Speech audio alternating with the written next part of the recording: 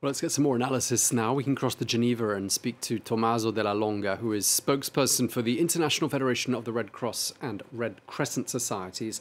Thank you so much for speaking to us at what must be a very busy time for you all, Tommaso. An emergency appeal, 70 million Swiss francs has been launched. Just tell us what sorts of things that money is going to be used for. Yeah, good evening, and thanks a lot for this space. But first of all, needs are changing, and the situation, as your reportage already very well highlighted, is needs are rapidly increasing. So at the moment, we already updated our emergency appeal, and the figure is now 200 million Swiss francs.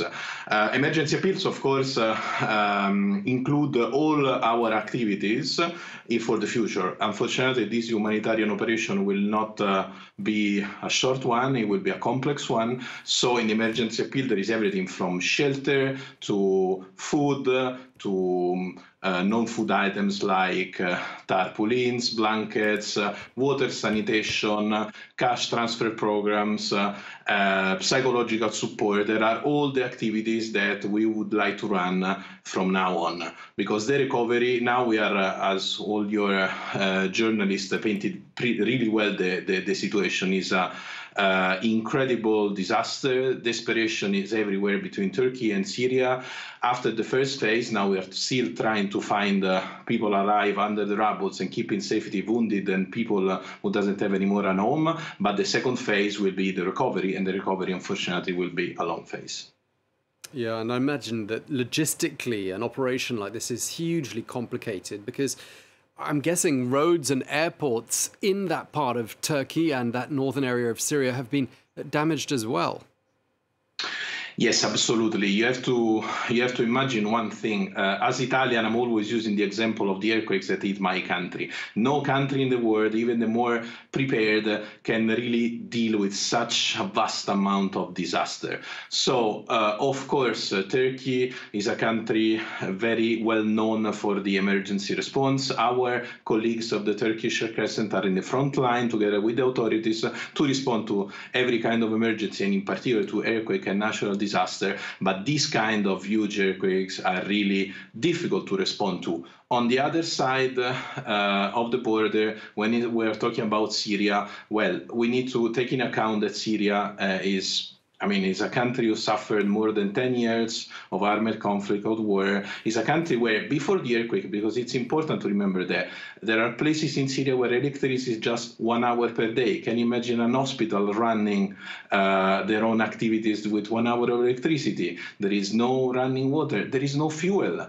And there are a lack of different machinery. For instance, something that could seem easy, but is not, is how to clean streets, roads, so then emergency vehicles can go through. And of course, in Syria, this is unfortunately an issue.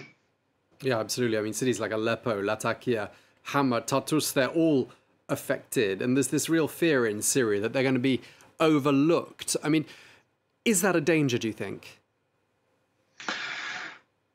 Well, the main problem at the moment, again, we need to save lives, we need to assess exactly the situation, and we need the support of all the international community for both Turkey and Syria.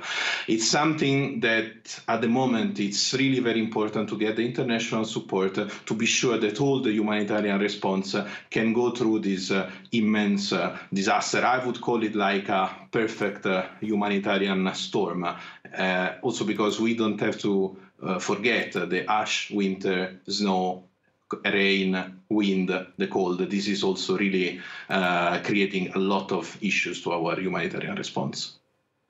And just lastly, I mean, you mentioned the emergency appeal's been updated in the last hour or so. The death toll in Syria and Turkey has been updated as well. It's now standing at 7,100, up sharply from a couple of hours ago. Do you think your emergency appeal will also have to be updated and changed according to what we find out about the reality of what's happened on the ground? Well, absolutely. I mean, emergency appeal are everywhere after any natural disaster and emergency, a kind of a living document. Of course, how to assess the situation is something that is changing moment by moment. We really wanted to go out with emergency appeal yesterday and then to update again today to really give a clear picture of the urgency and the needs that are growing minute by minute to our donors. But I'm sure that this document will be updated because we are listening our colleagues of Turkish Crescent, Syrian Crescent, and their stories are really severe, and there are two countries who will need a lot of help. Okay, well, thank you so much for taking the time to speak to us. Tommaso Della Longa, spokesperson for the IFRC. Thank you very much indeed. Thank you.